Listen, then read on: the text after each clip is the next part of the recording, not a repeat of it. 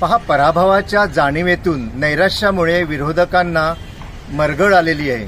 ते पूर्णपणे निराश झालेले आहेत, हताश झालेले आहेत। त्यांना कळून चुकलेले की आपला आता पराभव होत आहे आणि म्हणूनच ते आदरणीय देशाचे पंतप्रधान नरेंद्र मोदीजी आणि राज्याचे मुख्यमंत्री एकनाथजी शिंदे यांच्यावरती नाना प्रकारचे खोटे आरोप करण्यामध्ये गुंतलेले आहेत। आता विरोधक असं म्हणत आहेत, खास करून उद्धव ठाकरेजी, शरद पवार आणि संजय राऊत हे नेहमी प्रत्येक सभेमध्ये फक्त आरोप आणि आरोप करत आहेत। विकासाच्या गोष्टींमध्ये त्यांना मुळीच रस नाहीये किंवा जे विकासाची कामं गेल्या कित्येक वर्षांमध्ये केंद्र सरकारद्वारे आणि राज्य सरकारद्वारे झाली याच्यावरती ते जराही वाच्यता करत नाहीयेत। त्यांचा असा आरोप आहे की दलित समाज आणि अल्पसंख्याक यांना खास करून भीती वाटत आहे। काय भीती? तर म्हणे राज्यघटना बदलली जाईल।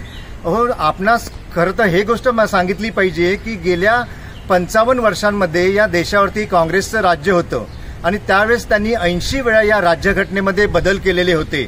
हे मात्र तुम्ही जनतेला सांगत नाहीत आणि खोटी भीती ही दाखवत आहात की केंद्र सरकारद्वारे, मोदी सरकारद्वारे राज्यघटना टोटली बदलून टाकणार आहेत। तसा काही हेतू आदरणीय मोदीजी यांचा नाहीये किंवा केंद्र सरकारचा नाहीये। तेव्हा खोट्या गोष्टी आपण जनतेला सांगू नका। दुसरी गोष्ट ही की आता जे उद्धव ठाकरे गेले कित्येक वर्ष घरातून सुद्धा बाहेर पडले नव्हते, ते आता वेगवेगळ्या सभांमध्ये हजेरी लावत आहेत। पावसामध्ये सुद्धा ते जाऊन हजेरी लावत आहेत आणि पावसात भिजून दाखवत आहेत। का? तर त्यांना असा खोटा समज त्यांचा झालाय की पावसात भिजलो म्हणजे प्रचंड यश आपल्या पदरी पडणार। परंतु जे खोटं ते खोटंच, जनता त्याला चांगलं ओळखते।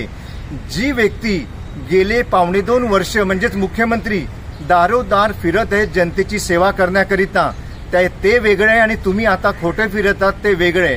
तेव्हा तुम्ही हा जो काय अपप्रचार चालविलेला आहे तो बंद करा आणि जी विकासाची कामं, जी प्रगतीची कामं आदरणीय नरेंद्र मोदीजी आणि आदरणीय मुख्यमंत्री एकनाथजी शिंदे यांनी केलेली आहेत त्यांना तुम्ही सुद्धा साथ द्या। जनता तर साथ देतच आहे। जनतेला खरं काय आणि खोटं काय यातील फरक कळतो।